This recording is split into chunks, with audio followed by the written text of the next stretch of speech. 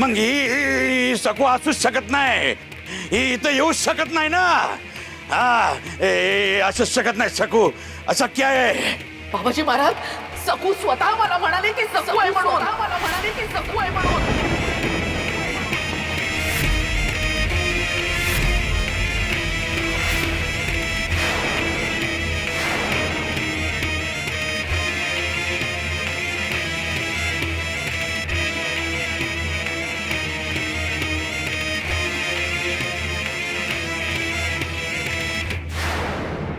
आमच्याशी खोटं नाही बोलायचं.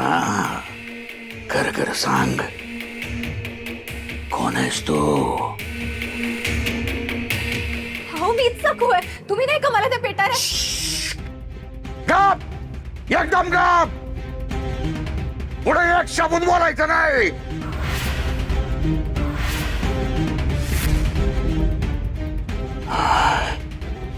हे अशक्य आहे, हे अशक्य आहे, हे अशक्य आहे, हे अशक्य आहे.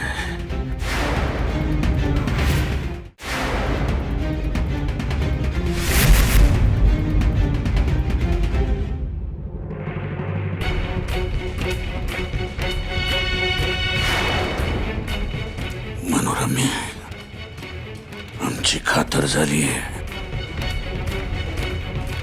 ही पोरगी सकूच आहे. आता हिला चित्ती सोडता कामा नये. लगोलग हिचा बंदोबस्त करायला हवा.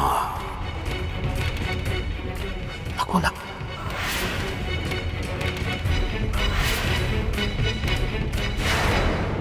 अरे दिगू जरा हळू रे, हळूवर किती वेगात चालतोयस. अरे या शरीराचा भार गुडघ्यानं सहन होत नाही रे, गुडघे दुखतात रे माझे. हळू जरा. गजा भाऊ, आज कसली एवढी धावपळ चालली आहे? कुठे निघालात? मगाशी मनोरमाबाई त्या कामवालीला घेऊन तारा तारा जाताना दिसल्या.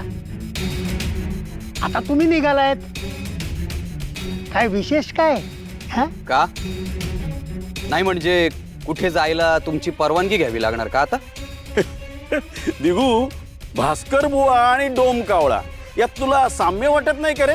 तो कुठेतरी झाडावर आणि हे इथे पारावर, सगळीकडे नजर ठेवत असतात. गजा भाऊ, मी प्रश्न विचारल्यावर जर समजा राग आला आणि कपाळावर आठ्या दिसल्या की मला लगेच कळतं की कुठेतरी पाणी मुरतंय आणि मग मी अजून खोलात शिरायला लागतो. हो शेवटी तसा वचक आहे ना माझा, आणि गावामध्ये मला मान आहे. हे दिगू शेटना आवडत नसेल, तो साहजिकच आहे ना. तुमच्या सुनेने तुमच्या कुटुंबाला जो काय एवढा नाव लौकिक मिळवलाय, त्यामुळे तुमची पत गेली आहे. त्यामुळे त्रागा आणि धुसफूस ही होणारच. कुठलाही शेंडा कुठेही जोडताय नाही, तेवढीच हौस असेल ना तर यापुढे काका या डोम कावळ्याची मान पिळून डोळे काढून हातात ठेवेन, म्हणजे कोणाच्याच भानगडीत पडणार नाही. चल काका.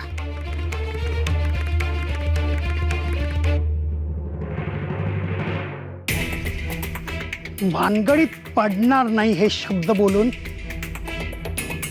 तुम्ही भानगड आहे हे सिद्ध तर केलंच.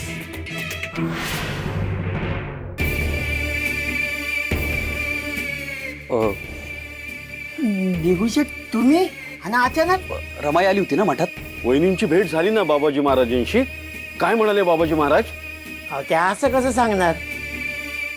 मनोरमाबाई आणि तुळसा दोघी बी आल्या होत्या. हा त्यांचं खाजगीत बोलणं झालं. मग आता कुठे आहेत त्या? अहो, ते कवच गेल्या. आणि आता बाबाजी महाराज ध्यान मंदिरात ध्यान लावून बसले आहेत. ते इतक्यात उठणार नाही.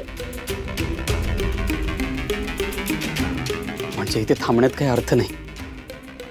पण या दोघी जर घरी आल्या नाहीत तर मग गेल्या कुठे?